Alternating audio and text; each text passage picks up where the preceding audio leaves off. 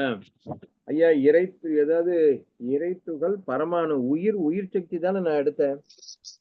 அதாங்க life force, astral body, life force, sorry ஐயா, life force, astral body, consciousness. ஏதாவது நான் கொஞ்சம் 2 வளர்த்துங்களா? நீங்க தாங்க ஐயா ஸ்டார்ட் பண்ணோம். சிவகாமி அம்மா இருந்தாங்கன்னா அவங்களும் பேசலாம். ரைட், கேட்டுக்கங்க. உயிர் அப்படின்னா நம்ம அருள் தந்தை வந்து 11:46 பாடல்ல கொடுத்திருக்கிறார். 11:47லயும் கொடுத்திருக்கிறார். உயிர விளக்கம். அதை நம்ம எடுத்து பார்த்துக்கலாம். அதை படிச்சுட்டு இருந்தா டைம் போறது தெரியாது. ரைட். எதை உயிர், எதை உயிரற்றது, ஜட பொருள் சொல்லலாம் அப்படிங்கிறது சில பரிணாமங்களை வச்சு சயின்ஸ் கொண்டு வருது. இப்ப நம்ம அதை விஞ்ஞான ரீதியா விளக்குறோம் அப்படின்னு எப்படி கொண்டு போகணும்னு பார்த்தா, வளர்ச்சி, குரோத், உயிரினங்கள் வளர்ந்து அவற்றின் அளவை கூட்டும். 2வது இனப்பெருக்கம், ரீப்ரொடக்ஷன், உயிரினங்கள் தங்களை போன்ற புதிய உயிரினங்களை உருவாக்கும் திறமை பெற்றது. வளர்சிதை மாற்றம், மெட்டபாலிக் சிஸ்டம், இது உணவு, காற்று அல்லது பிற மூலகங்களிலிருந்து ஆற்றலை பெற்று அதன் மூலம் தங்கள் வளர்ச்சிக்கும் பராமரிப்புக்கும் பயன்படுத்துதல். அடுத்தது தூண்டுதலுக்கு எதிர்வினை, ரெஸ்பான்ஸ் டு ஸ்டிமுலேட், சுற்றுப்புற மாற்றங்களுக்கு ஏற்ப எதிர்வினை புரியும் திறன். தகவமைப்பு, அடாப்டேஷன், சுற்றுப்புறத்திற்கு ஏற்ப தங்கள் பண்புகளை மாற்றிக்கொள்ளும் திறம். செல்லுலார் அமைப்பு, செல்லுலார் ஆர்கனைசேஷன், எல்லா உயிரினங்கள் ஒன்று அல்லது அதற்கு மேற்பட்ட செல்களால் ஆனது. உடல் தனியாக உயிரை உற்பத்தி செய்வதில்லை. உயிர் என்பது ஒற்றை மூலக்கூறு அல்லது சக்தி அல்ல, மாறாக பல சிக்கலான உயிரியல் செயல்முறைகள் மற்றும் அமைப்புகளின் ஒருங்கிணைந்த விளைவாகவே உயிர் வெளிப்படுகிறது. நமது உடலில் உயிர் உருவாகும் விதம் நமது கருத்தரிப்பிலிருந்து தொடங்கலாம்.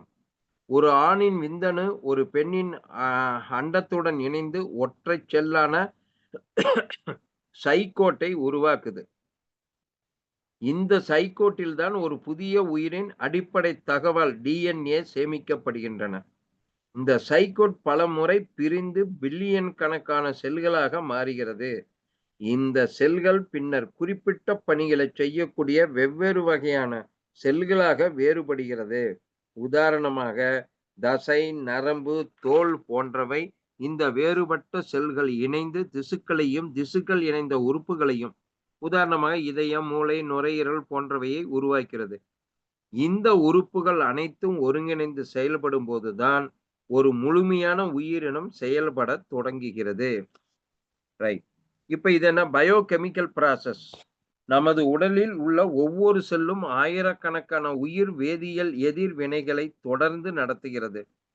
இவைகள்தான் சக்தியை, எனர்ஜி உற்பத்தி செய்கின்றன, கழிவுப் பொருட்களை செயலாக்குகின்றன. இந்த சிக்கலான ஒருங்கிணைந்த செயல்முறைகளை தான் உடலில் அனைத்து செயல்பாடுகளுக்கும் அடிப்படையாக அமைகிறது. மரபணுக்களின் பங்கு, ரோல் ஆஃப் ஜீன்ஸ். ஒவ்வொரு செல்லிலும் உள்ள மரபணுக்கள் புரதங்கள் எவ்வாறு உருவாக்குது என்பதற்கான வழிமுறைகளை கொண்டிருக்கிறது. இந்த புரதங்கள் தான் உடலில் அமைப்பு மற்றும் செயல்பாடுகளை கட்டுப்படுத்துகின்றது. மரபணுக்களின் சரியான செயல்பாட்டால் மட்டுமே உயிர் சீராக இயங்க முடியும். ஆகவே உயிர் என்பது கருத்தரிப்பில் தொடங்கி மரபணுக்களின் வழிகாட்டுதலின்படி பல மில்லியன் கணக்கான செல்கள் ஒருங்கிணைந்து செயல்படுவதன் மூலம் படிப்படியாக உருவாகும் மற்றும் பராமரிக்கப்படும் ஒரு நிலை. இதை இன்னொரு கோணத்துல பார்க்கலாம். உயிரணு என்பது உடலின் கடைசி துகள். அதாவது ஒரு உயிருள்ள பொருளை பிரித்து கொண்டே போனால் எந்த பகுதியை துண்டு துண்டாக பகுத்தாலும் இறுதியாக கிடைக்கும் பிரிக்க முடியாத பகுதிதான் உயிரணு, உயிர் சக்தி. உயிர் புற உணர்ச்சிகளை உடலிற்கு உணர்த்துவதற்காகவும் அவ்வுடலை பராமரிப்பதற்காகவும் தேவைப்படுகிற சக்தி தான் உயிர் சக்தி. உயிர் சக்தியை 2ஆக பிரிக்கலாம். அக உயிர் சக்தி, புற உயிர் சக்தி. அக உயிர் சக்தி என்பது ஒவ்வொரு உயிரினத்திற்கும் இயற்கையாக அமைந்துள்ள உயிரின் சக்தியாகும்.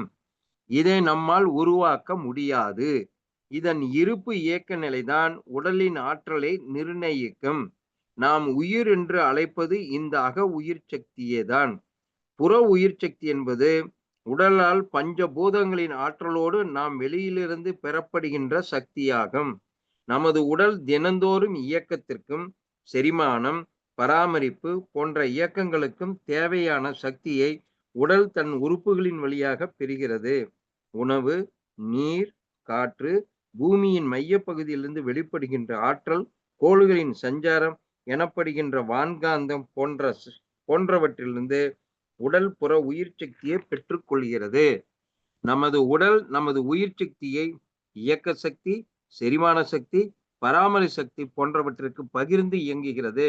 இயக்க சக்தி உடலில் உள்ள உயிர் சக்தி ஒரு பகுதியை இயக்கத்திற்காக பயன்படுத்திக் கொள்கிறது. நமது உடல் இயக்கம் என்பது 2 வகையாக உள்ளது. ஒன்று, இயற்கையாக தானியங்கி கருவியாக உள்ள உறுப்புகள், நுரையீரல், இதயம் போன்றவை ஒரு உதாரணமாக சொல்கிறோம். இதற்கு அனிச்சை இயக்க பெயர். மற்றொன்று இச்சை இயக்கம். உதாரணமாக பார்த்தல், நடத்தல், ஓடுதல் போன்றவற்றை இதில் குறிப்பிடலாம். செரிமான சக்தி உயிர் சக்தி செரிமானத்திற்கு உதவ நாம் நமது கவனத்தில் கொண்டு ஒழுங்குபடுத்த வேண்டிய சக்தி. சுவாசிக்கின்ற காற்றிலிருந்தும், குடிக்கின்ற நீர், உண்ணுகின்ற உணவிலிருந்து நமது உயிர் சக்தி இதன் மூலம் பெறப்பட்டு உடலை வழிநடத்துகிறது. பராமரிப்பு சக்தி புறப்பொருட்களில் இருந்து பெற்ற சக்தியை 3 பகுதியாக இயக்க செரிமான சக்திக்கும் பராமரிப்பு சக்திக்கும் ஒப்பீட்டு அளவில் மிகப்பெரிய வேறுபாடு உள்ளது. இயக்க சக்தி உடல் இயக்கத்திற்கு மிக மிக முக்கிய மாறுவதுதான். இவைகள் இயங்காவிடில் அடிப்படை உறுப்புகள் இயங்காது. அதே போல் செரிமான சக்தி மீண்டும் சக்தியாக பெற்று உடலை இயக்கி கொண்டிருக்கிறது. இந்த 2 வகை சக்திக்கும் தனித்தனியான செயல்முறைகளும் முக்கியத்துவமாக உள்ளது. இயக்க சக்தி வேலை செய்யும் போது ஏற்படும் நமது உறுப்புகளின் சோர்வையையும் பலவீனத்தையும் நீக்குவது பராமரிப்பு சக்தியின் இயக்கமாகும். அதே போலவே செரிமான சக்தியின் வேலையை எஞ்சிய கழிவுகளை நீக்குவதும் பராமரிப்பு சக்தியின் வேலைதான். பராமரி சக்தி என்பது இயக்க செரிமான சக்திகளை பராமரித்து முறைப்படுத்துவது பணியை செய்கிறது. இதைதான் நவீன விஞ்ஞானம், நவீன சயின்ஸ், நவீன காலத்தில் நோய் எதிர்ப்பு ஆற்றல் என்று அழைக்கிறார்கள். இது ஓரளவு நான் அப்படியே எடுத்து ரெஃபரன்ஸ் எழுதுனீங்க. இதுல நல்லது கெட்டது இருந்ததுன்னா பேசலாம். வாழ்க வளமுடன். மௌனம் பண்ணிட்டு இருக்கிறாங்க. அதுல ஆஸ்ட்ரல் பாடியும் சேர்த்துருங்கய்யா. ஆஸ்ட்ரல் பாடி என்றால் என்ன, அது எப்படி இயங்குது? நான் எழுதிறேங்க. ஆஸ்ட்ரல் அப்படியே எனக்கு ஒரு இது நீங்க என்ன நினைக்கிறீங்களோ அதை எனக்கு ஒரு வாட்ஸ்அப்ல போட்டுங்க. நான் மறந்துடுவேங்க ஐயா. நைட்டு தூங்கணும்னா காலையில வேற பிரச்சனை தலைக்கு மேல வந்துன்னா அப்படியே மறந்துடுவேன். அதுக்குதான் சேர்த்திடுங்க. என்னங்க கோவஸ்ட் கொடுத்து திருப்பிட்டு வந்து வேற மாதிரி வந்து நிக்குது? இல்லைங்க, அது இடையில இது போன் அப்படியே வச்சிருந்தா அது சைலண்ட் ஆச்சுன்னா இது கட் ஆயிருது. ஓ சரி. ஓகே. அதுல வந்து அந்த ஆஸ்ட்ரல் பாடியை பத்தி விளக்கணும். ஆஸ்ட்ரல் பாடி எந்த நிலையில இயங்குது, அதுல வந்து உயிர் அணுக்கள் உயிர் துகள்கள் எப்படி இயங்குது, அது எப்படி மத்த இது கூட கம்யூனிகேட் பண்ணுது. ஏன்னா உயிர் துகள்னா அது வந்து பாடிக்குள்ள ஜீவகாந்தத்தின் மூலமாக பரவுது, வெளியே வான்காந்தம் மூலமாகவும் பரவுது. எல்லாத்தையும் கனெக்ட் பண்ணுது. எப்படி கனெக்ட் பண்ணுது? கண்டிப்பா நீங்க இப்ப நீங்க நினைக்கிறத எனக்கு ஒரு வாட்ஸ்அப் மெசேஜா தமிழ்ல போட்டுருங்க ஐயா. உட்காந்து ஒரு 2 நாள்ல ஷேர் பண்ணி உங்களுக்கு இது இப்ப இது போதும் இல்லைங்க. இதை எழுதி அப்படியே டைப் அடிச்சிட்டோம் இல்லைங்க. டைப் அடிச்சிருங்க. ஓகே, வாழ்த்துக்கள், நன்றிங்க. வாழ்க வளமுடன். இதை பற்றி வேறொருவர் கருத்து கூறலாம். அதாவது யாரும் சொல்ல முடியாத கருத்துக்கள் இருந்தா கொஞ்சம் நல்லா இருக்கும். எல்லாம் சொன்னதையே இவரு சொன்னாரு, அவரு சொன்னாரு, அதுல சொன்னதுங்கன்னு சொன்னோம்னா அது ஏற்கனவே சொல்லியாச்சு. நம்ம ஏன் அதை பத்தி பேசுவானேன்னு ஏதாவது ஒண்ணு சொல்லுவாங்க. இதையும் சொல்லிதான் இருக்கிறாங்க. அதாவது எடுத்து கோத்து எழுதணும். நமக்கு நேரம் இல்ல. என்னங்க எல்லாரும் மியூட் பண்ணிக்கிட்டாங்க. சிவகாமி வாழ்க வளமுடன். வாழ்க வளமுடன். ஐயா வாழ்க வளமுடன். ரொம்ப நல்லா இருந்தது. வாழ்த்துக்கள் வாசுதேவன் ஐயா, வாழ்த்துக்கள். அது என்ன வாசுதேவன் சேலம் 1, வாசுதேவன் சேலம் 2ன்னு இருக்கிறீங்களா? ஆமாங்க, அது ஒரு போன் கெட்டு போச்சுன்னா இன்னொரு போன்ல பேசுறதுக்காக 2 போட்டு வச்சிருக்கேன். அவ்வளவுதான், வேற எதுவும் இல்ல. ஐயா நீங்க போன தடவை வந்து உயிர் இவங்க சொன்னாங்கன்னு சொல்லிட்டு ஒரு தலைப்பு எடுத்து பேசுனீங்க. உயிரினத்தை பத்தியும் ஜடத்தை பத்தியும் பேசுனீங்க. ஜெயபால் அப்ப ஜெயபால் பேசினதுக்கு இல்ல ஜெய- நீங்க பேசுனீங்க அதான் ரெண்டையும் ஜெயபால் சேர்த்து. இப்படி பேசுங்கன்னு பேசுனேன். ஜெயபாலையா சொல்லுதா அதுல இல்ல இல்ல பேசினதுக்கு இப்ப பேசினது ஒரு 100 பங்கு உயர்வா இருக்குங்க. ரொம்ப எது- பேசிக்கா கரெக்டா பர்ஃபெக்டா ரொம்ப நல்லா இருந்தது இல்லையா? ஆனா வாழ்த்துக்கள். இப்ப இந்த உயிர்ங்கிறது வெறும் உயிர்ங்கிறத மென்ஷன் பண்ணி நம்ம பேசினோம். உயிரோட தொகுப்பு உயிரோட்டம் அப்படின்னு பார்த்தாக்கா உயிரோட்டம்ங்கிறது தான் உடலை உடலா வச்சிருக்கிறது. எல்லா செல்களையும் ஒன்னோட ஒண்ணு கோர்த்து இழுத்து பிடிச்சு ஒரு கட்டுமானமா வச்சிருக்கிறது உயிரோட்டம் அப்படின்னு மகரிஷி சொல்லியிருக்காரு. அது ஒரு ரொம்ப வைட்டல் பாயிண்ட். அதே மாதிரி உயிரோட வேலையில ரெண்டுன்னு சொல்லும் பொழுது அது ஒண்ணு, இன்னொன்னு ஏதாவது குறைபாடு ஏற்பட்டாக்கா உடல்ல ஏதாவது நோயோ இதுவோ ஏற்பட்டா அந்த இடத்துக்கு உயிர் துகள்கள் விரைந்து தற்சுழற்சியை அதிகப்படுத்தி ஜீவகாந்தத்தை செலுத்தி அதை கியூர் பண்றது அப்படின்னு 2 முக்கிய வேலைகளை சொல்லியிருக்காருங்க. அதை கூட இதுல ஹைலைட் பண்ணி சேர்த்திக்கலாம் அப்படின்னு நான் நினைக்கிறேங்க. நோய் எதிர்ப்பாற்றல்னு சொல்லி சயின்ஸ் கொண்டு வந்துட்டேன். நீங்க எதிர்பார்த்தல் சொன்னீங்க. ஆமா விண்ணும் சொன்னீங்க. விண்துகளை உயிர்னு மகரிஷி தத்துவத்துல கொடுத்துட்டாருங்க. சொன்னதே என் ஆமா சொல்லு நான் உயிர் சரி சக்தின்னு சரி கோத்துட்டு இருக்கேன். நீங்க சொன்ன நோய் சரி எதிர்ப்பாற்றல் சரி. கடைசியா கொண்டாந்து முடிச்சிருக்கிறேன். நான் இன்னொன்னு என்ன நினைக்கிறேங்க, இந்த உயிர்ங்கிறது என்ன அப்படின்னாக்கா உயிரோட்டம் அப்படிங்கிறது என்னன்னாக்கா ஒவ்வொன்றும் தனித்தனியா தன்னுடைய வேலையை செய்வதற்கு அறிவு நிலை இருக்கு. இரைப்பை அதாவது ஜீரண மண்டலம்னா ஜீரண மண்டலத்துக்கு ஒரு அறிவு நிலை இருக்கு. அது உணவை ஜீரணிக்கிறது. சுவாச மண்டலத்துக்கு ஒரு அறிவு நிலை இருக்கு. இப்படி பல அறிவு நிலைகள் சேர்ந்ததுதான் நாம.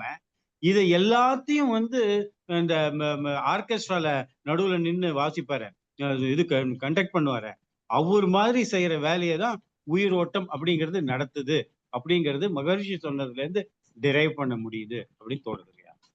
வாழ்த்துக்கள். நன்றிங்க. வாழ்க வளமுடன்.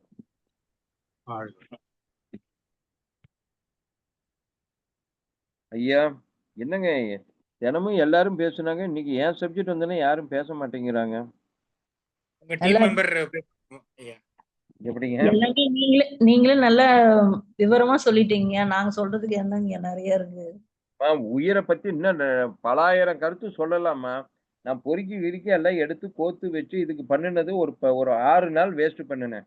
அப்புறம் டைம் இல்லாம தூக்கி போட்டு அப்புறம் நோண்டி எடுத்தேன். இப்ப என் பையனை கூப்பிட்டு பாடுறா டைரியில எங்கேயோ என்னைக்கோ எழுதி வச்சதுன்னு சொல்லி எழுதி வச்சேன். ஆனா ஜெயபால் ஐயா என்ன சொன்னாரு, ஜடப்பொருளுக்கும் உயிரினங்களுக்கும் பத்தி எனக்கு பேசுனாரு. நான் அது எங்க எழுதி வச்சேன்னு எனக்கு தெரியல. அதை கண்டுபிடிக்கணும். அவர் நல்ல ஒரு சப்ஜெக்ட் தலைப்பு கொடுத்தாரு எனக்கு. அதை எடுத்து பேசுங்கன்னாரு. பாப்போம். அது எங்கேயாவது கிடைச்சதுன்னு நோண்டி எடுத்துடலாம். ஐயா வாழ்க வளமுடன் ஐயா. வாழ்க வளமுடன். வாழ்க வளம்.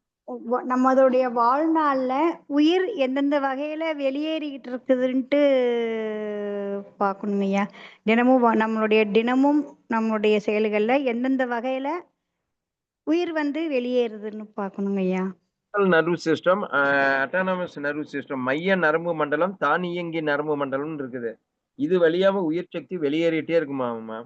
மைய நரம்பு மண்டலம் அப்படிங்கிறது என்னன்னா, நம்மளா கை காலு ஓடுறோம், ஒடியாடுறோம், குதிக்கிறோம், இதெல்லாம் மைய நரம்பு மண்டலத்துல வந்துடும்.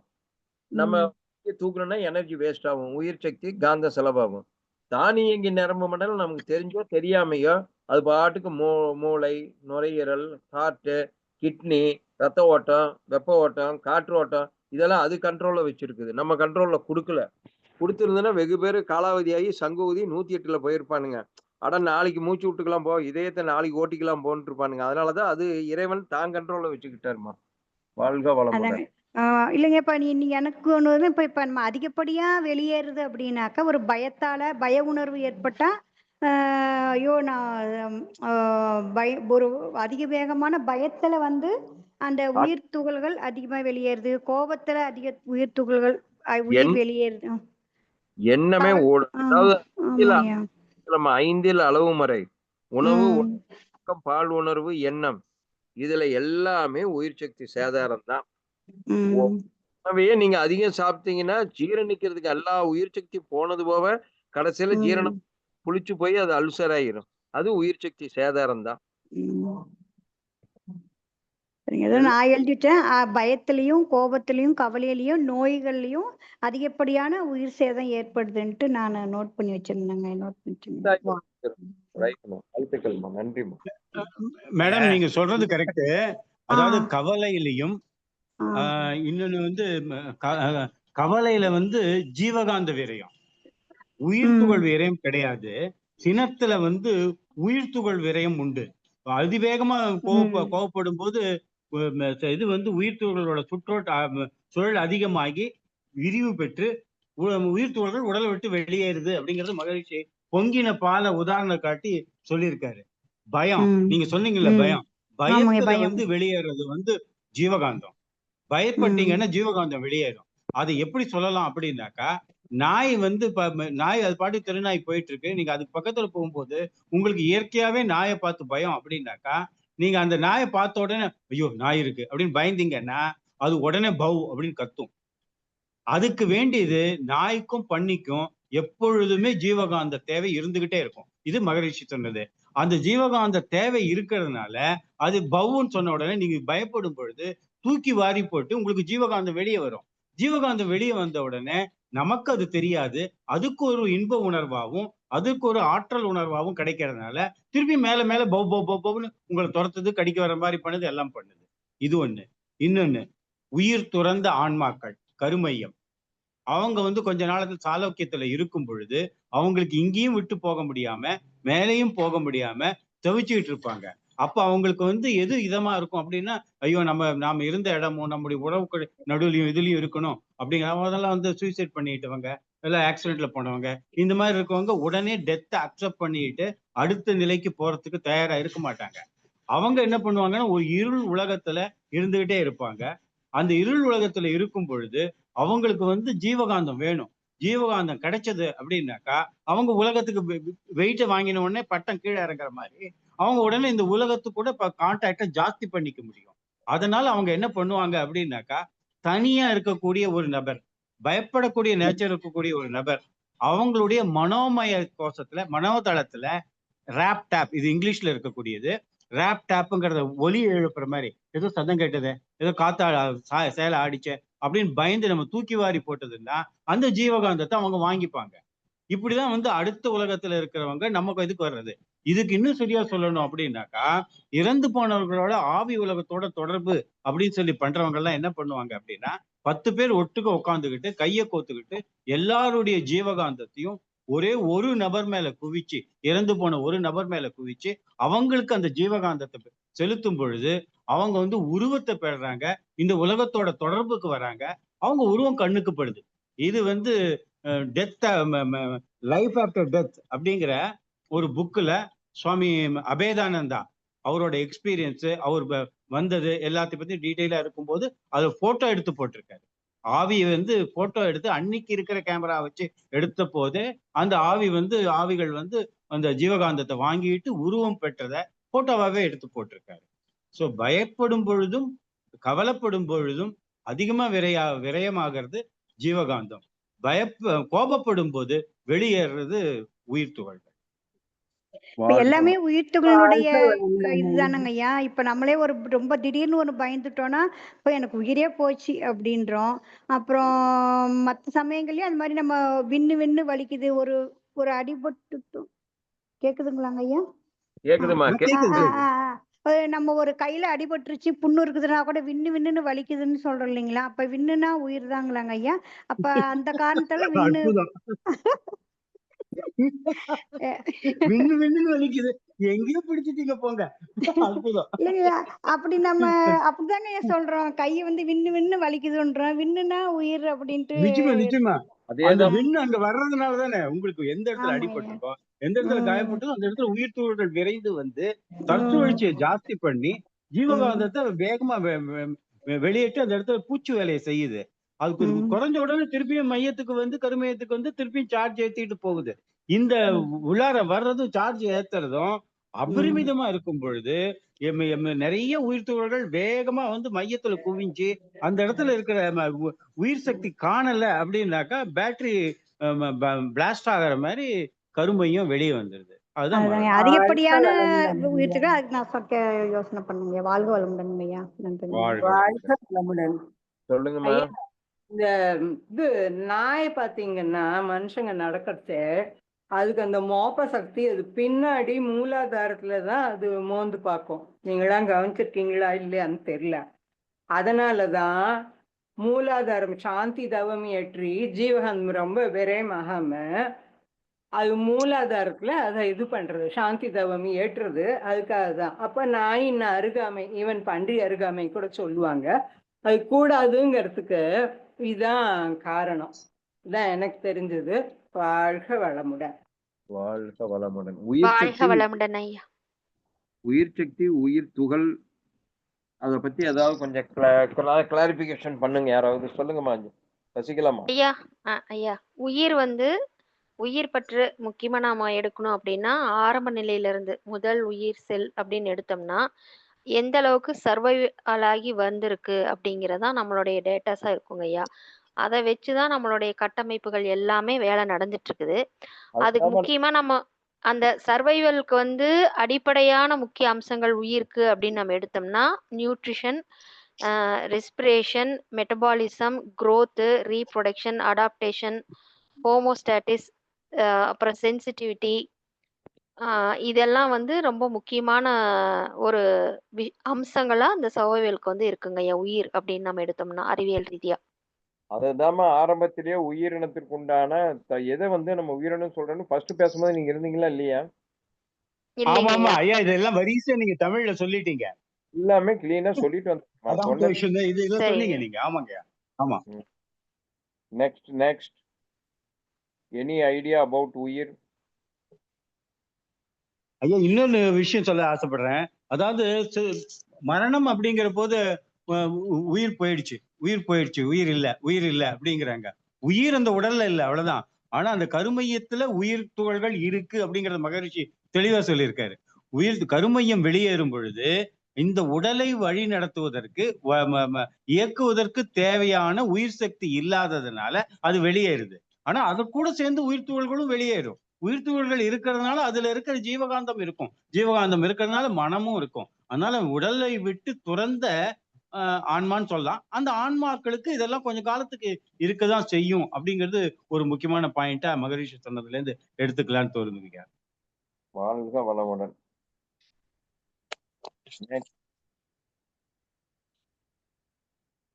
அடுத்தது உயிர் ஆஸ்ட்ரல் பாடின்னு சொன்னாரு தியாகராஜ் ஐயா. அதை பத்தி யாராவது இருந்தா ஒரு ஹிண்ட்ஸ் கொடுங்க. நான் ஏதாவது ரெஃபரன்ஸ் பண்ணி எடுக்கிறதுக்கு நல்லா இருக்கும். எதை நம்ம ஆஸ்ட்ரல் பாடின்னு எடுக்கலாம்? தூக்கம் உடலை தானே ஆஸ்ட்ரல் பாடின்னு இங்கிலீஷ்ல சொல்லுவாங்க.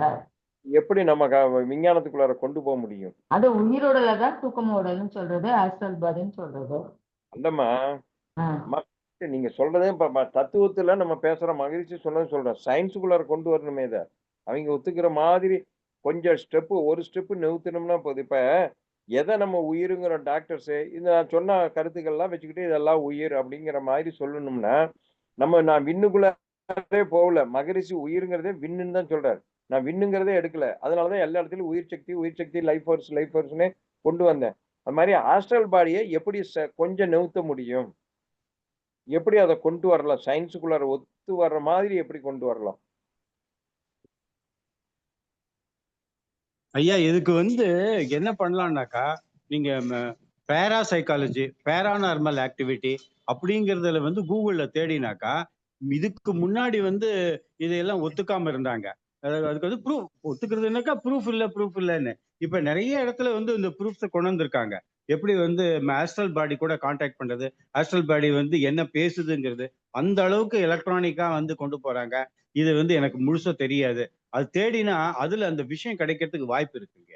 ஆஸ்ட்ரல் பாடியை பத்தினது இருந்துன்னா ரெஃபரன்ஸ் கொடுங்க, நான் நோண்டி பாக்குறேன். ஓகே, நெக்ஸ்ட் யார சயின்ஸ் வழியாவே போங்க ஐயா. ஆஸ்ட்ரல் பாடிங்கிறது சயின்ஸ்ல என்ன சொல்லியிருக்காங்க, நுண்ணுடல், உயிர் சக்தி ஓட்டம் இருக்கக்கூடிய இடம் அப்படிங்கிறது தான் அது. அப்ப அது எப்படி இயங்குது, பாடியில எப்படி இயங்குதுங்கிறது தான் நம்ம ஆராய்ச்சி பண்ணணும். ஓகே ஐயா போன தடவை வந்து இந்த சயின்ஸ் போரம் நடந்தது இல்லைங்க ஆழியார்ல. அதுல வந்து அவர் பேர் ஞாபகம் புக் எடுத்து பார்த்தா தெரியும். அவர் சொல்லும் பொழுது அவர் வந்து நம்முடைய நினைவுகள், நம்முடைய செயல்கள் எல்லா பதிவுகளும் மூளையில இருக்கு அப்படிங்கிறது சயின்ஸ் சொல்றது, எல்லாம் ஒத்துக்கிறாங்க. அவர் வந்து இந்த இந்த உடம்பு செத்து போய் பாடியை டிஸ்போஸ் பண்ண பிறகு கூட அந்த நினைவு பெட்டகங்களும் அந்த நினைவுகளும் இருந்துகிட்டு இருக்கு, வேற இடத்துல இருக்கு, அதை ஒத்துக்கிறாங்க அவங்க. அது வந்து ஆஸ்ட்ரல் பாடினோ இல்ல இது எதுவுமே அவர் மென்ஷன் பண்ணல. ஆனா இது வேற இடத்துல இருக்கு, அது என்ன அப்படின்னு சொல்லி கேட்டாரு. அதுக்கு வந்து நம்ம பதில் சொல்லல, அவர் கேள்வியோட நிறுத்தினாரு. அதுக்கப்புறம் பின்னாடி பேசின அவர் ஆனந்த் அவர் இவரெல்லாம் கூட இந்த விஷயத்தை டச் பண்ணல. அப்பயே நம்ம வந்து அது கான்சியஸ்னஸ் அப்படின்னு நம்ம யாராவது ஒருத்தர் எடுத்து சொல்லியிருந்தா ரொம்ப நல்லா இருந்திருக்கும். அவங்க ஒத்துக்கிறாங்க ஆஸ்ட்ரல் பாடிங்கிறத. ஆனா அதை வந்து நம்ம டச் பண்ணி பார்க்கலாம், அது உபயோகமா ஐயா இருக்கும். வாழ்க வளமுடன். இப்போ அது வந்து ஆஸ்ட்ரல் பாடிக்கு சொல்லப்படுறது பார்த்தீங்கன்னா பயோ எனர்ஜெட்டிக் ஃபீல்டு அப்படிங்கிறதும் எலக்ட்ரோ மேக்னெட்டிக் ஃபீல்டு ஆரா அப்படின்லாம் சொல்லப்படுறதாவும் இருக்குங்க ஐயா. அதே பார்த்தீங்கன்னா நியூரல் எலக்ட்ரிசிட்டி அப்படின்னு நரம்பியல் சார்ந்த ஒரு விஷயமா அந்த ஆஸ்ட்ரல் பாடிக்கு கொடுக்குறாங்க. அதே போல வந்து நீங்க வந்து பிரெயின் வேவ்ஸ்க்கு மூளையோட அலைகளுக்கு ஒரு மூல காரணம் அப்படிங்கிறது இந்த ஆஸ்ட்ரல் பாடிக்கு சொல்றது. அப்புறம் இது இன்னும் சயின்ஸ் இன்னும் கொஞ்சம் நம்ம உள்ள போனோம்னா அந்த எலக்ட்ரிக்கல் மேக்னெட்டிக் ஃபீல்டு அப்படிங்கிற அம்சம் வந்து நம்ம மனித உடலுக்கு வந்து ஒரு மின்காந்த புலத்தை உருவாக்குறது தான் நமக்கு இந்த ஆஸ்ட்ரல் பாடி. அதே பிரெயின் வேவ்ஸ்ல எடுத்துக்கிட்டோம் அப்படின்னா ஆல்ஃபா பீட்டா தீட்டா டெல்டா அப்படிங்கிற இடத்துல வச்சிருக்காங்க. அது வந்து மின்சார அலை மூளைக்கு. இது மாதிரி வந்து இருக்குங்க ஐயா. அது வேணா நான் அனுப்பிச்சு வைக்கிறேங்க ஐயா. அதுலயே வந்து பயோபோட்டான் எமிஷன்ஸ் அப்படிங்கறது கூட சொல்றாங்க. ஆரா அப்படிங்கறது வந்து நம்ம வந்து காஸ்டல் பாடி கூட தான் எடுத்துக்கணும், காந்த உடலோட தான் கனெக்ட் பண்ணணும். ஆறாங்கிறது வந்து இந்த ஆஸ்ட்ரல் பாடி கூட கனெக்ட் பண்ண முடியாது. ஆஸ்ட்ரல் பாடி அப்படிங்கிறது அவர் ஜான் ஆபிரஹாமோட சொற்கள் படி பார்த்தாக்கா உடலை ஒட்டியே இருக்கக்கூடியது. இந்த காந்த உடல் அப்படிங்கிற காசல் பாடி அவங்களுடைய தவநிலை, அவங்களுடைய ஒரு விதமான ஆத்மசக்தின்னு சொல்லலாம். அதை பொறுத்து அது விரிந்து பறந்து இருக்கும். மகான்களுக்கெல்லாம் ரொம்ப தூரத்துக்கு இருக்கும், நமக்கெல்லாம் கம்மியா இருக்கும். ஆனா யாரா இருந்தாலும் ஆவரேஜா ஒரு 12 அங்குலம் இருக்கும் அந்த காந்த உடல் அப்படிங்கறத வந்து மகரிஷி வந்து யூகிச்சு அந்த துவாதசாங்கத்துல தவம் செய்ய சொல்லி சொன்னாரு, காந்த உடலுடைய தலை உச்சி அப்படின்னு சொல்லிட்டு. அதனால அந்த ஆறாவை அது கூட தான் நம்ம வந்து லிங்க் பண்ணணும் அப்படின்னு அப்ப நான் இந்த நினைக்கிறேன். ரெண்டு மட்டும் வச்சுக்கலாம் இல்லைங்க நம்ம? ஆமா, எலக்ட்ரோ மேக்னெட்டிக் நீங்க சொல்றது ரொம்ப சரி. எலக்ட்ரோ பயோ மேக்னெட்டிக் இதுல எனர்ஜெட்டிக் வந்து ஃபீல்டு அப்படிங்கிறது தான் அவங்க வந்து சொல்றது நம்மளுடைய சூக்குமத்துக்கு. இதுல வந்து நமக்கு வந்து நேரடியான அனுபவம் இருக்கக்கூடிய ஜெயபாலையா தான் சொல்லணும். ஜெயபாலையா தான் ஆஸ்ட்ரல் பாடி டிராவலிங் பண்ணியிருக்காரு. அவரோட தான் வந்து இன்னும் தெளிவா இருக்கிறதுக்கு வாய்ப்பு இருக்கு. நெட்ல போடுங்க, பயோபோட்டான்னு போடுங்க.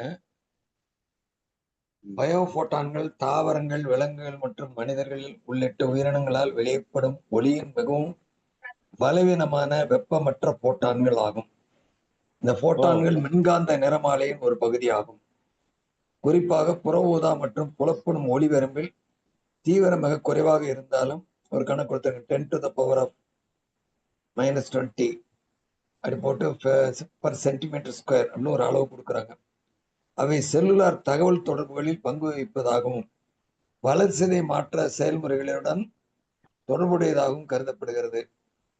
பயோபோட்டான்களின் முக்கிய அம்சங்கள்: தன்னிச்சையான உமிழ்வு, வெளிப்புற தூண்டுதல்கள் இல்லாவிட்டாலும் கூட உயிரினங்களால் பயோபோட்டான்கள் தன்னிச்சையாக வெளியேற்றப்படுகின்றன. மிகவும் பலவீனமான தீவிரம், அவற்றின் தீவிரம் மிக குறைவு. பொதுவாக மனித கண்ணில் கண்டறிதல் வாசலுக்கு கீழே பல அளவு வரிசைகள் இருக்கும். வளர்சிதை மாற்றத்துடன் தொடர்புடையது, நோயறிதலுக்கான சாத்தியம், செல்லுலார் தொடர்பு. எடுத்துக்காட்டுகள் முளைக்கும் விதைகள், மனித செல்கள் மற்றும் திசுப்படலம் உள்ளிட்ட பல்வேறு உயிர்களில் அமைப்புகளிலிருந்து பயோபோட்டான் உமிழ்வை ஆய்வுகள் கவனித்துள்ளது. அதனால நீங்க பயோபோட்டான் போட்டுட்டே போனீங்கன்னா யார் யார் செஞ்சிருக்கிறாங்க, அதை பத்தி என்ன இருக்கு. Biophoton subtle energy carries PMC, emission of biophotons and adjustable sounds by அப்படின்னு நிறைய அது மாதிரி ஆய்வுகள் இருக்கு. பயோபோட்டான் ஓரளவுக்கு வந்துட்டாங்க, உயிருக்கு அவங்க வந்துடுறாங்க. போட்டோ கெமிஸ்ட்ரின்னு அதுக்கு கொஞ்சம் கொடுக்குறாங்க. இதில் நெட்ல தேடினா கொஞ்சம் நம்ம ரிலேட் பண்றதுக்கு எந்த சயின்டிஸ்ட் என்னன்னா நீங்க தொகுப்பா கொடுத்துட்டீங்க, அதெல்லாம் ஓகே தான், இதெல்லாம் ஏற்கனவே இருக்குது. ஒவ்வொருத்தரும் ஒண்ணுதான் நான் குறிப்பிட்டு கொண்டு வாங்க. இந்த இடத்துல இப்போ உயிரின் மாறுதல், விண் உயிராக மாறுகிறது, இவ்வளவுதான் கான்செப்ட். அதுக்கு நீங்க தேடுங்க. உடலுக்குள் உயிரின் அளவு எவ்வளவு இருக்கு, அது ஒரு ஒரு கால்குலேஷன் ஏதாவது கொண்டு வர முடியுமான்னு பாருங்க. இதுக்கு யாராவது ரெஃபரன்ஸ் இருக்காங்கன்னு தேடுங்க. நீங்க சொல்றதுல ஜென்ரல் டாபிக் எல்லாத்துக்கும் பொருந்தி போகும். எல்லாம் எடுத்திருக்கீங்க, அதை ஒன்றும் சொல்றதுக்கு இல்லை. நம்ம ஒவ்வொருத்தரும் ஒரு பர்டிகுலர் பாயிண்ட்ல போய் அந்த ஒண்ணு நிரூபிக்கிறதுக்கு ஏதாவது சோர்சஸ் இருக்கா? எல்லாமே கொடுக்க முடியாது, நம்மளால முடியாது. மூளை செல்களில் உயிர் அப்படின்னு எடுக்கலாம், அங்க என்ன பண்ணுது அது ஒருத்தருக்கு டாபிக் எடுக்கலாம்.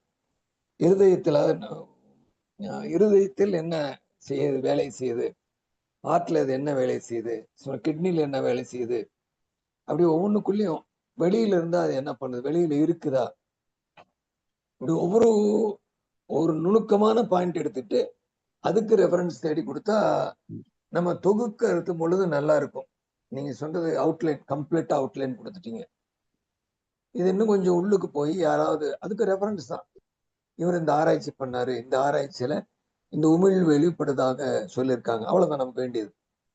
இந்த இடத்துல இந்த நாட்டுல இந்த இடத்துல அவங்க செஞ்சிருக்காங்க, இது வேதாந்திரி கருத்தோட ஒத்து போகுது. விரயமாகுது, கோபம் விடும் பொழுது உயிர் விரயம், இது ஒரு டாபிக். கவலைப்படும் பொழுது உயிர் விரயம், அது ஒரு டாபிக். அது மாதிரி உயிரின் அளவு ஒவ்வொருத்தர் எடுத்தோம்னா நம்ம ஒரு தூக்கும் பொழுது ஒரு பெரிய விஷயமா வந்துடும். எல்லாரும் இதையே சொல்லுங்கிற அவசியம் இல்லை. இப்ப நீங்க எடுத்திருக்கீங்க, அதுல நுணுக்கமா இன்னும் என்ன சொல்ல, இன்னும் என்ன ஒரு பர்டிகுலர் பாயிண்ட்ல என்ன சொல்ல போறீங்க. ஒரு செல் உயிரினத்தில் உயிர் அப்படின்னு எடுக்கலாம், அங்க அந்த உயிர் என்ன வேலை செய்யுது, எல்லாம் தாவரங்கள் வேர்களில், தாவரங்களின் இலைகளில் உயிர் அப்படின்னு போகலாம். அல்லது நீங்க சொல்ற இந்த குளோரோஃபில், உயிருக்கும் குளோரோஃபிலுக்கும் என்ன தொடர்பு இருக்கு, இப்படி ஏகப்பட்ட விதத்துல உயிரை கொண்டு போகலாம். அப்படி தேடினோம்னா நமக்கு நிறைய இன்ஃபர்மேஷன் கொண்டு போய் எடுத்து கொடுக்கலாம். இல்லைன்னா எல்லாம் அவரு மாணிக்கவாசகமே எல்லாம் சொல்லிட்டாரு, நாங்க ஒண்ணும் சொல்றதுக்கு இல்லைன்றோம். அது நுணுகி நுணுகி நுணுகி போக போக அதனுடைய தன்மைகள் நமக்கு புலப்படும். இப்ப நீங்க அடுத்த கட்டம் ஒண்ணு எடுக்க வேணாம், ஆஸ்ட்ரல் பாடி ஒருத்தர் எடுத்துக்கங்க, அதுக்குள்ள உயிர், ஆஸ்ட்ரல் பாடியில உயிர் எப்படி இயங்குது, அப்ப தொகுப்பா இயங்குற இயக்கம் எப்படி இருக்கு, இதை அவர் சொல்ல கிர்லின் போட்டோகிராஃபில இந்த உடல், அப்ப தாவரங்கள்ல அந்த மாதிரி கிர்லின் போட்டோகிராஃபில என்ன ரிசர்ச் நடந்திருக்கு, அந்த மேக்னெட்டிக் ஃபீல்டு அதை மாதிரி எடுத்த பிற்பாடு ஒரு இலையை வெட்டுறாங்க, ஃபேண்டம் எஃபெக்ட்னு இருக்கு பேர். இலையை வெட்டிடுறாங்க, வெட்டுறதுக்கு முன்னாடி போட்டோ இந்த கிரிலின் போட்டோகிராஃபில எடுத்துட்டு இலையை வெட்டின பிற்பாடு போட்டோ எடுக்கிறாங்க, அதே போட்டோகிராஃபிக்கு வருது. பாதி இலை இல்லை, கண்ணுக்கு பார்க்குற பாதி இலை இல்லை, ஆனா அந்த ஃபீல்டும் உயிரும் அப்படியே அங்க இருக்குது அப்படின்னு ஒரு கொடுக்குறாங்க, அதுக்கு ஃபேண்டம் எஃபெக்ட். இதெல்லாம் உயிருக்கு நம்ம அடையாளப்படுத்தி கொடுக்கலாம். அது மாதிரி டிஎன்ஏவில் இருக்க உயிர் எடுத்துக்காங்க, பசல்ஸ்ல இருந்து எடுத்து அதை ரேஸ் வழியா கொண்டு போய் கொடுத்து, வெறும் ரேஸ் தான் வெளியே நிக்குது, ஆனா போட்டான்களை வந்து கம்பைன் பண்ணிடுது. போட்டான்லாம் வச்சுட்டு அந்த போட்டானுக்குள்ள டிஎன்ஏ கொஞ்சோண்டு போட்டுட்டு இந்த ரேஸ் செலுத்தின உடனே அந்த போட்டான்கள் எல்லாத்தையும் அதை அலைன் பண்ணிடுது. அப்ப அறிவு ஆழ்கிறது, இதற்கு விண் உறுதியணையாக இருக்கிறது அப்படின்னு கொண்டு போகலாம். அந்த எக்ஸ்பெரிமெண்டல் நம்ம ஒரு கோணத்துல எடுத்து சொல்லலாம். இப்படி தேடி தேடி ஒவ்வொருத்தரும் ஒவ்வொரு பாயிண்ட், ஒரு நுணுக்கமான பாயிண்ட் ஒன்று கொடுத்தீங்கன்னா நல்லா இருக்கு, நமக்கு சிறப்பா இந்த மாதிரி இவங்க நாளா எடுத்திருக்காங்க, இதை எடுத்திருக்காங்க. அப்போ ஒவ்வொன்றுக்குள்ளேயுமே அது போக போக போக அந்த டெப்த்துக்கு ரெஃபரன்ஸ் வேணும், யார் கொடுக்குறாங்க, இப்படி தேடினா நல்லா இருக்கும் அப்படிங்கிறது என்னுடைய அபிப்பிராயம்.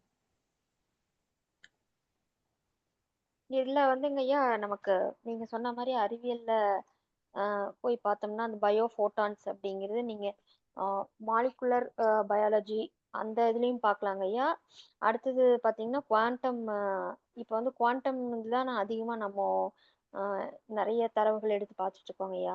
அந்த குவாண்டம் பயாலஜிலையும் ஒரு நம்ம எடுத்து பார்க்குறோம் அப்படின்னா அது உங்களுக்கு வந்து அணுக்கள் ஃபர்ஸ்ட் ஆட்டம்ஸ், மாலிகூல்ஸ், அப்புறம் குவாண்டம் என்டாங்கிள்மெண்ட், இந்த விஷயத்தோட தான் வந்து கோஹியரன்ஸ், இது எல்லாமே ஒன்று சேர்ந்து எந்த மாதிரி ஒரு ஃபீல்டு வந்து நமக்கு உருவாக்குது அப்படிங்கிறது தான் நம்மளுக்கு நிறைய கொண்டு போகலாமா. இப்போ மூளை செல்களுக்கு எப்படி தகவல் கடத்தப்படுது, இப்போ நம்ம நியூரோ டிரான்ஸ்மிட்டர் நரம்புகள் நார்மலா நியூரோ டிரான்ஸ்மிட்டர், அதை வந்து நம்ம உயிர் கொடுக்கலாமா, அல்ல அது கெமிக்கலா மாறிடுறதுனால அது உயிர் கொடுக்க முடியாது, அதுக்குள்ள உயிர் இருக்குன்னு கொண்டு போகலாமா?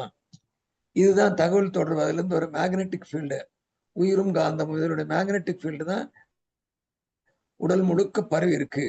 எங்க ஒரு முள்ளு குத்துனாலும் அதுக்கு தகவல் வந்து மூளை செல்களுக்கு போய் வரதில்ல, அங்கேயே அது அறிவு உணர்ந்துக்குது. இந்த இடத்துல முள்ளு குத்தி இருக்கிறது உணர்ந்துக்குது.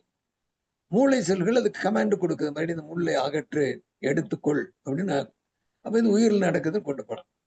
இந்த மாதிரி ஒரே ஒரு சின்ன பாயிண்ட் எடுத்துட்டு அதை நம்ம கொடுக்கணும்னா, தொகுக்கும் பொழுது நம்ம எல்லாரும் சேர்ந்து தொகுக்கும் பொழுது அது கொஞ்சம் பெருசாவே தெரியும், அல்லது எளிமையா புரியுற அளவுக்கு ஒவ்வொருத்தரும் ஒவ்வொரு பாயிண்ட் வைக்க வைக்க வைக்க இதுல நிறைய விஷயம் இருக்கு, நிறைய அவங்க கொடுத்துருக்காங்க, ரெஃபரன்ஸும் கொடுத்துருக்காங்க அப்படின்னு வரும். எல்லாம் நம்ம பேச முடியாது.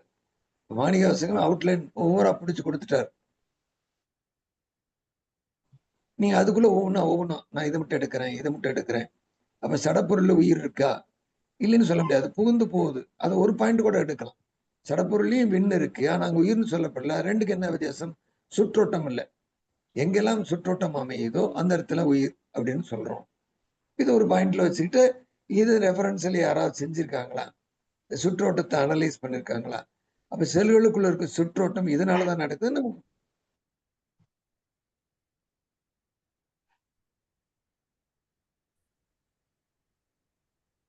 வாழ்க வளமுடன், வாழ்க வளமுடன்.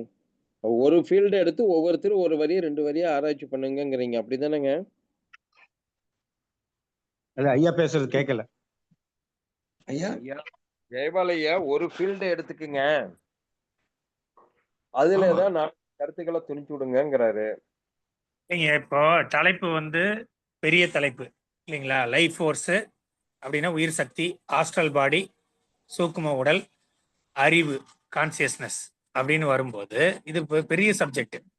ஆனா இந்த சப்ஜெக்ட்ல உயிர் சக்தி அப்படின்னு வந்ததுன்னா, உயிர் சக்தியில உயிர் சக்தி எப்படி உடல்ல உயிர் சக்தி எப்படி என்ன ஓட்டமா இருக்கு, என்ன நெட்வொர்க், அந்த நெட்வொர்க் எங்கெங்க எது வழியா அது பாஸ் ஆகுது. ஏன்னா நெட்வொர்க்னா அது ஏதாவது எங்கேயாவது ஸ்டார்ட் ஆகணும், எங்கேயாவது முடியணும். அந்த ஓட்டம் வந்து எங்க ஓடுது அப்படின்னு சொன்னா, இப்ப ஐயா வந்து போட்டான் சொன்னாங்க. ஆனா போட்டானுக்கு வந்து போட்டானை கண்டுபிடிக்க முடியுது, விண்ணை வந்து இன்னும் கண்டுபிடிக்க முடியல. மீன்ஸ் போட்டானை அளவிட முடியும், விண்ணை அளவிட முடியாது. அப்ப அதை விட நுண்ணியதா இருக்கு. அப்போ சக்ராஸ்ல இது எப்படி பாஸ் ஆகுது? இந்த சக்ராஸ் தான் வந்து பாயிண்ட், சென்டர் பாயிண்ட்ஸ், இதை வந்து சர்க்குலேட் பண்றதுக்கு. அப்போ சக்ராஸ் ஒருத்தங்க எடுத்துக்கிட்டு சக்ராஸ்ல ஆஸ்ட்ரல் பாடி, ஆஸ்ட்ரல் பாடியில உயிர் சக்தி எப்படி டிராவல் பண்ணுதுங்கிறது மட்டும் ஒரு சப்ஜெக்ட் எடுத்து அதை ஒருத்தங்க தனியா அதை பத்தி தரவுகளை எடுக்கணும். அதுக்கப்புறம் நாடிஸ், நாடி இருக்கு இல்லைங்களா? அப்ப நாடியும் அந்த லெவல்ல தான் நடக்கக்கூடியது. அதுக்கு என்ன இது பாஸ் ஆகுது, எலக்ட்ரிசிட்டி, எலக்ட்ரோ மேக்னட்டிசம் எப்படி பாஸ் ஆகுது, இல்ல அதை விட நுண்ணிய அந்த உயிர் சக்தி எப்படி பாஸ் ஆகுது, எப்படி ரொட்டேட் ஆகுதுன்னா, அப்ப நாடிஸை தனியா ஒருத்தர் எடுத்துக்கணும். எடுத்துக்கிட்டு அதை வந்து டீட்டெயில்டா அதுக்கு உண்டான தரவுகளை கொண்டு வரணும். அதுக்கப்புறம் இந்த ஆரான்னு சொல்றாங்க இல்லைங்களா? ஆரான்னு சொல்றது அது என்ன, ஆரானா என்ன, அது எப்படி இயங்குது, அது பாடியில எப்படி இயங்குது, வெளியே போகும்போது அது எப்படி வெளிப்படுது. ஏன்னா இது வந்து ஆன்மாவுக்கும் உடலுக்கும் இடைப்பட்ட ஒரு ஓட்டம் தான் சொல்றாங்க. அப்ப அந்த ஓட்டம் எப்படி இருக்குது? அதனாலதான் ஆஸ்ட்ரல் பாடி அப்படிங்கிறதே வந்து அவங்க என்ன சொல்றாங்கன்னா, இதுதான் வந்து உள்ளும் புறமும் எல்லா இதையும் பிசிக்கல் பாடியில எல்லா பக்கமும் இருக்குது. தனியா ஏதோ ஒரு நூல் பிடிச்ச மாதிரி ஓடல, மொத்த உடல்ல இருக்கக்கூடிய ஒவ்வொரு செல்களுக்குள்ளேயும் ஊடுருவி இன்டர்பெனட்ரேட் அப்படின்னு சொல்ற மாதிரி ஊடுருவி பாயுது. அப்ப இந்த ஓட்டம் ஒவ்வொரு நிலைகள்லையும் எப்படி பாயுதுங்கிறது ஒவ்வொருத்தரும் தனித்தனியா எடுத்துக்கிட்டாங்கன்னா, இதுவே தனித்தனி டாபிக் 10 பக்கத்துக்கு எழுதலாம். ஒண்ணு. இன்னொன்னு உயிர் சக்தியை மட்டும் தனியா எடுத்து அந்த உயிர் சக்தியினுடைய இது. அதுக்கப்புறம் அறிவுக்கும் இந்த ஆஸ்ட்ரல் பாடிக்கும் என்ன சம்பந்தம், அறிவு இதை என்ன ட்ரிகர் பண்ணுதா, இல்ல அறிவினுடைய இது படர்க்கையா, இல்ல மனதுக்கும் இதுக்கு என்ன ரிலேஷன்ஷிப், இப்படி ஒன்னொன்னா ஒரே டாபிக் எடுத்துட்டு அதுக்கு ரெலவெண்டா இருக்கிற கவிதைகள், அதுக்கு ரெலவெண்டா இருக்கிற சயின்ஸ்ல இப்ப கண்டுபிடிச்சிருக்கிற விஷயங்கள், அது மாதிரி தனித்தனியா எடுத்து ஒவ்வொருத்தரும் கொடுத்தாங்கன்னா எவ்வளவு அருமையா இருக்கும் பாருங்க. அதுதான் ஐயா சொல்றாங்க. வாழ்த்துக்கள், செஞ்சிடலாங்க ஐயா. எல்லாம் கொஞ்சம் சீக்கிரம் நேரங்காலத்தோட செய்யணுங்க. ஆய்வுன்னா என்ன? குறைகளை சுட்டி காட்டணும், நிறைகளை பாராட்டணும், காலத்தில் முடிக்கணும். அதான் ஆய்வு. நம்ம செய்யறதெல்லாம் இப்ப ரிசர்ச் ஆய்வுல செஞ்சுட்டு இருக்கிறோம். காலத்தில் முடிக்க வேண்டும். ஐயா இப்ப ஜெயபால் ஐயா சொன்னதுல அந்த ஃபேண்டம் எஃபெக்ட் பத்தி சொன்னாரு. அது ஒரு சின்ன விஷயம் பகிர்ந்துக்கிறேன். எங்க எங்க ஃபேக்டரியில ஒரு லேபருக்கு முழங்கை வரைக்கும் கை ஆக்சிடென்ட்ல மிஷின்ல கை கொடுத்து போயிடுச்சு. ரொம்ப செலவு பண்ணோம் நாங்க. அதெல்லாம் பண்ணி ஹாஸ்பிட்டல் பண்ணி எல்லாம் முடிச்சு வெளியே கொண்டு வந்து விட்டாச்சு, எல்லாம் பண்ணியாச்சு. அப்பப்போ செக்கிங்க்கு போகணும். எப்படிப்பா இருக்குன்னா அவன் சொன்னது என்ன அப்படின்னாக்கா, கை இல்லாத போர்ஷன் இருக்குல்ல, விரல் நுனி, அங்கதான் முதல்ல கை உள்ளார போச்சு மிஷின் 2 ரோலருக்கு நடுவுல. அந்த இடத்துல வலிக்குது, எனக்கு வலிக்குது. அங்க கையும் கிடையாது, ஒண்ணும் கிடையாது, வெத்த வெளி. ஆனா அந்த இடம் தான் வலிக்குதுன்னு. அது 2-3 தடவை நாங்க வந்து டாக்டர் கிட்ட கூட்டு போய் காமிச்சிட்டு வந்தோம். அவர் டேப்லெட் கொடுத்தாரு. திருப்பியும் அவனுக்கு வந்து உட்கார வச்சு சொன்னோம், வேண்டாம் அந்த டேப்லெட் கொடுக்கறது வந்து வேணாம், அது வந்து மைண்டை வந்து பாசிஃபை பண்ற மாதிரி, ஒரு மயக்க நிலை கொண்டு போற மாதிரி கொண்டு போய் உனக்கு வலி இல்லைன்னு காமிக்கிறாங்க.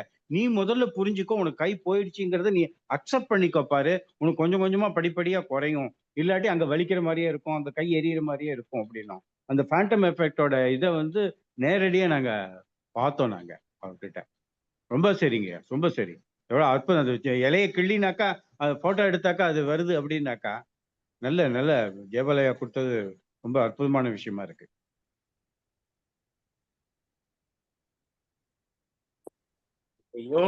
யோகா பீடியா அப்படின்னு சொல்லி ஒரு சைட் இருக்கு, அது எல்லாருமே பார்க்கலாம். யோகா பீடியா, எப்படி விக்கிபீடியா இருக்கிற மாதிரி யோகா வீடியோ ஒண்ணு இருக்கு ஐயா. அதே மாதிரி இதுக்கு இந்த மாதிரி சப்ஜெக்ட் எல்லாத்துக்கும் நிறைய புஸ்தகங்களும் விஞ்ஞான தொடர்போட முடிஞ்ச வரைக்கும், அதாவது யூரோப்பியன் விஞ்ஞானம் சொல்றதை விட யூரோப்பியன் இவங்க வந்து என்ன சொல்லியிருக்காங்க அப்படிங்கிற ரெஃபரன்ஸோட எழுதப்பட்டிருக்கிற புக்கு வந்து ஜான் அப்ரஹாம் எழுதினது. அவர் ஜான் அப்ரஹாம் 2-3 புக்கு எழுதியிருக்காரு, எல்லாமே தமிழ்ல தான் எழுதியிருக்காரு. அற்புதமா இருக்கு. அதுல நிறைய விஷயம், சக்கராஸ் பத்தி, நாடிகள் பத்தி, எல்லாத்த பத்தியும் எழுதியிருக்காரு. அது வந்து ரெஃபரன்ஸுக்கு எடுத்துக்கலாம், அது எடுத்து படிக்கலாம்.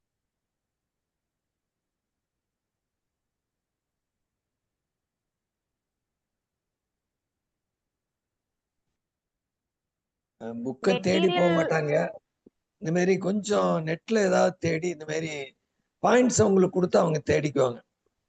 கொஞ்சம் அது சப்போர்ட் பண்ணிக்கலாம். அவங்களுக்கு நுணுக்கமா இருக்குது. இப்ப பயோஃபோட்டான் இல்லதான், ஆனா இப்போதைக்கு அவங்க பயோஃபோட்டானுக்கு தான் கொஞ்சம் வர்றாங்க. அதுவே நாட் அக்செப்டபிள். ஆனாலும் இப்ப கொஞ்சம் ரிசர்ச்சர் சொல்லும் பொழுது அது ஓகே, நாம அந்த அளவுக்கு அது கன்சிடர் பண்ணலாம். அதை நம்ம கடைசியில தரவுகள் வைக்கும் பொழுது இதை விட வேதாத்திரியம் கூறுகிற விண் என்பது அளவில் சிறியது, வேகம் அதிகரிக்கிறது, ஏதோ ஒன்று நம்ம என்ன கன்க்ளூட் பண்றோமோ அது பண்ணி கொடுத்துடலாம்.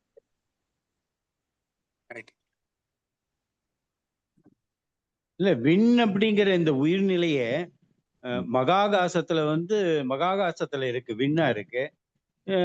கடாகாசம் அப்படிங்கிற ஜட பொருட்கள்ல கடாகாசத்துல இருக்கு, உயிர்த்துகள்ல ஜீவகாந்தமா இருக்கு. ஸோ 3லயும் 3 நிலையில அந்த விண் செயல்படுது அப்படிங்கிறது தான் ஒரு அடிப்படையான விஷயமா தெரியுதுங்க. ஒவ்வொரு இடத்துலயும் ஒவ்வொரு மாதிரி அது செயல்படுது, அதனுடைய செயல்பாடுகள் வித்தியாசப்படுது, தன்மை வித்தியாசப்படுது அப்படின்னு. ஆனா விண் தான் அது. இது உடலை விட்டு வெளியே வந்ததுன்னா மகாகாசத்துல போய் கலந்துருது, அது விண்ணா. வாழ்க வளமுடன். மகாகாசம், பூதாகாசம், சிதாகாசம், இந்த 3 ஆகாசமும் ஒண்ணுதான், ஆனா தன்மையில வேறுபடும். மகாகாசம் வெட்டவெளி, அதாவது வான்காந்த வழி, பிரபஞ்சத்துல உள்ள இருக்கக்கூடியது. அங்க பாத்தீங்கன்னா அங்க இருக்கக்கூடிய ஒரு தன்மையில தான் இருக்கும். ஆகாசம் அப்படிங்கிற அந்த விண்துகள்கள் எல்லாமே எப்போவுமே அதனுடைய காந்த களத்துக்கு ஏற்ப சுழற்சி வேகம் ஜாஸ்தி ஆகிறதோ குறையிறதோ நடந்துகிட்டே இருக்கும். அப்போ இந்த பால்வெளி மண்டலத்துக்குள்ளார எப்படி இருக்குன்னு பாருங்க, சூரிய குடும்பத்துக்குள்ளார எப்படி இருக்குன்னு பாருங்க. இன்னும் அந்த ஃபீல்டு டென்சிட்டி ஆகிட்டே இருக்கும். இன்னும் இந்த பூமியோட ஃபீல்டுக்குள்ளார எடுத்து பாருங்க. அப்படி பார்க்கும்போது அங்கே இருக்கிறத விட இங்கே இருக்கிறது வேகம் ரொம்ப ரொம்ப குறைஞ்சிட்டே வரும். ஒரு ஃபீல்டுக்குள்ளார வர வர அதனுடைய வேகம் குறைஞ்சிட்டே வரும். அங்கே பார்த்தீங்கன்னா விண்கலத்தில் வேற எதுவுமே இல்லை, அதனால இயல்பாக எங்கே வேணா ஓடிக்கிட்டு இருக்கும். இங்கே அந்த களத்துக்கு ஏற்ற மாதிரி இருக்கும். அதுவே ஜடப்பொருளுக்குள்ளார போகும்போது அங்க ஆல்ரெடி நிறைய ஃபோர்ஸஸ் இருக்கு. அதுக்குள்ளார போகும்போது அதுக்கு ஏத்த மாதிரி அது ஆக்ட் பண்ணும். இதுவே உயிருக்குள்ளார வரும்போது, உடலுக்குள்ளார வரும்போது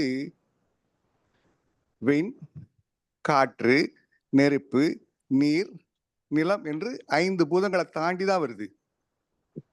அப்புறம் உள்ள வந்ததுக்கு அப்புறம்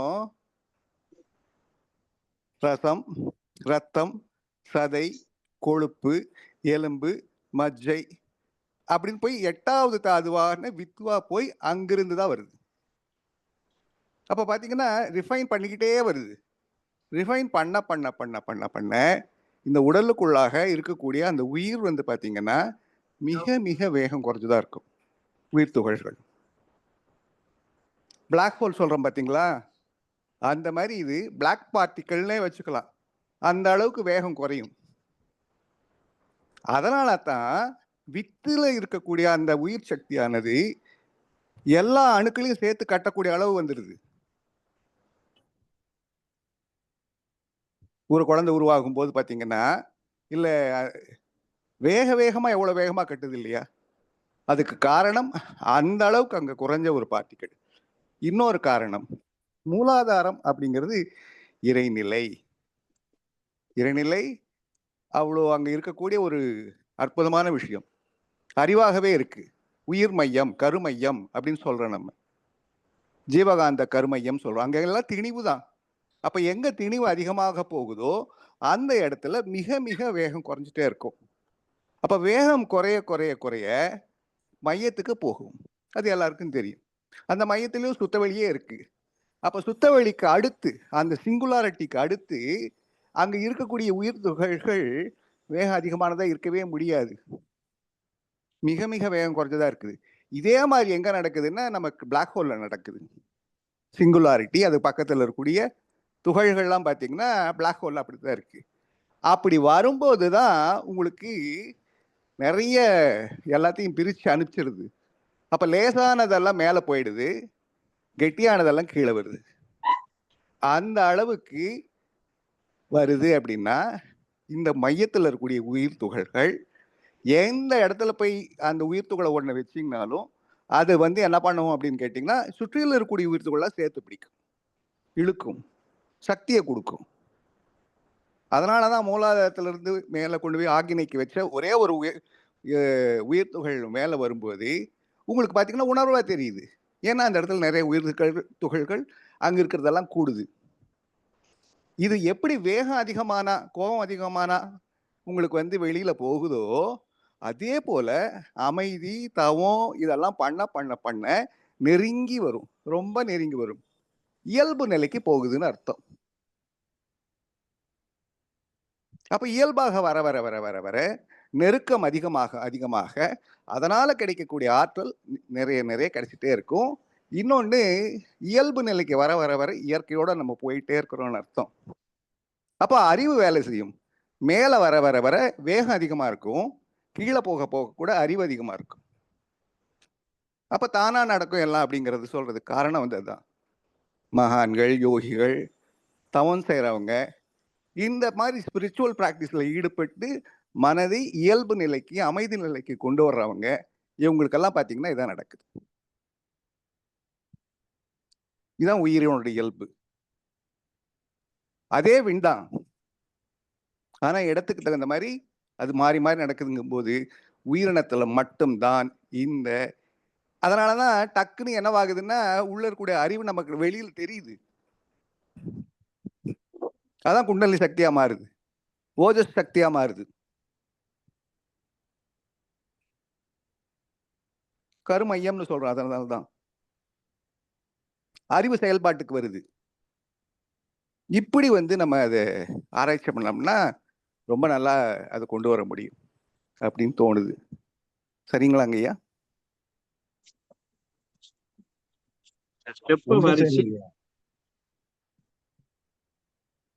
அந்த ஸ்டெப் அப்படியே வாட்ஸ்அப்ல போட்டு விடுங்க குரு ஐயா, எப்படி கொண்டு போகலாம் அப்படிங்கிறத. இப்ப நம்ம வந்து டிஸ்கஷன்லயோ நாம பேசும்போதோ இல்ல மத்தவங்க பேசும்போது குருயா வந்து அதை இன்சிஸ்ட் பண்ணி இந்த மகாகாசம், கடாகாசம், சித்தாகாசங்கிறத குரு ஐயா தான் வந்து 2-3 தடவை கோட் பண்ணியிருக்காரு. வேற யாரும் வந்து இதுல பேசும்போது யாரோ ஒருத்தர் 2 ஆசிரியர்கள் தான் சொல்லியிருக்காங்க. இதுல கொஞ்சம் கான்சென்ட்ரேஷன் ஐயா சொன்ன மாதிரி கான்சென்ட்ரேட் பண்ணணும். அது என்னன்னு தேடி பிடிச்சா ரொம்ப நல்லா இருக்குங்கய்யா. ஏன்னா விண்ணும் உயிரும் பார்ட்டிகல் லெவல்ல ஒண்ணுதான், ஆனா தன்மையில வேற. தன்மையில எக்ஸாக்ட். அததான் இன்னொரு மகரிஷி அதுக்கு இன்னொரு சொல்லுவாங்க, அதுக்கு வந்து எக்டோபிளாசம்னு ஒரு பூச்சி இருக்கும் அப்படின்னு சொல்லுவாங்க. அப்படின்னா வேற ஒண்ணும் இல்லை, ஈர்ப்பு. பிளாசம் அப்படின்னா இழுத்து பிடிக்கிறது, எதுவாக வேண்டும் மாறுவது பிளாசம். எக்டோனா உள்ள இருக்கக்கூடிய பிளாசம். எக்டோனா வெளியவா உள்ளவா? எண்டோ அப்படின்னா உள்ள, எக்டோனா வெளியே. அதுக்கு மேல வந்து அந்த அளவுக்கு வந்து ஆற்றல் இருக்கு வெளிப்புறத்துல. பொதுவா வந்து விண்துகள்களுக்கு விலக்கு விசை வேகம் ரொம்ப அதிகம் இருக்கும், ஆனா உயிர் துகளுக்கு பாத்தீங்கன்னா ஈர்ப்பு விசை அதிகமா இருக்கும்.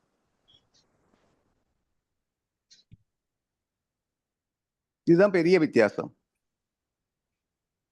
தனித்து இயங்கும் விண்ணா இருந்தாலும் கூட அது இந்த மாதிரி இருக்கிறதுனால அது வேறு ஒரு பொருளா மாறுறது இல்லை. இது எல்லாத்தையும் சேர்த்து ஒரே தொகுப்பா வர்றதுக்கு உள்ள இருக்கக்கூடிய அறிவு, கருமையத்தில் இருக்கக்கூடிய அறிவு, எல்லா உயிர்த்துகளில் இருக்கக்கூடிய அறிவு, இதெல்லாம் சேர்ந்துதான் ஆஸ்ட்ரல் பாடி, நுண்ணுடல் சொல்லுவாங்க. நுண்ணுடலோடைய தொகுப்பு தான் ஆஸ்ட்ரல் பாடி. அது கட்டப்பட்ட பருத்து பெருசாகுது, அதான் பேர் பருவுடல். உடம்புக்கு பேர் பருவுடல், பிசிக்கல் பாடி. இதுக்கு நுண்ணுடல் நுணுக்கமா இருக்கு, தனியா இருக்கு. இது ரெண்டுக்கும் மத்தியில இருந்து ஈர்த்து பிடிச்சு செய்யறது வந்து காந்த உடல், காசல் பாடி. அது எதோட கனெக்ட் ஆயிருக்கும்னா இந்த சுத்தவெளி, உடம்புக்குள்ளா இருக்கக்கூடிய சுத்தவெளி காந்த வெளியாகத்தான் இருக்க முடியும். அந்த காந்த வெளி, இந்த உயிருக்கு மையத்தில் இருக்கக்கூடிய அறிவு எல்லாம் சேர்ந்துதான் இந்த உடம்பை நடத்திக்கிட்டே இருக்கு. உடல் இயக்கமா மன இயக்கமா, இதைத்தான் மகரிஷி சொல்லுவாங்க பாருங்க, அறிவு ஆண்டு கொண்டிருக்கிறது அப்படின்னு சொல்லுவாங்க. இப்படி ஆளக்கூடிய தன்மையினாலதான் இதுக்கு பேரே ஆன்மா.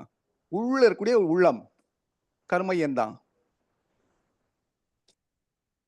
தியாகராஜன் ஐயா சொன்ன மாதிரி காணக்கூடிய உலகத்துக்கும் காணாத அந்த மெய்ப்பொருளுக்கும் இடையில இருக்கக்கூடிய ஒரு அற்புதமான விஷயம்தான் ஆகாசம். உடம்புக்குள்ள இருக்க அது உயிர்.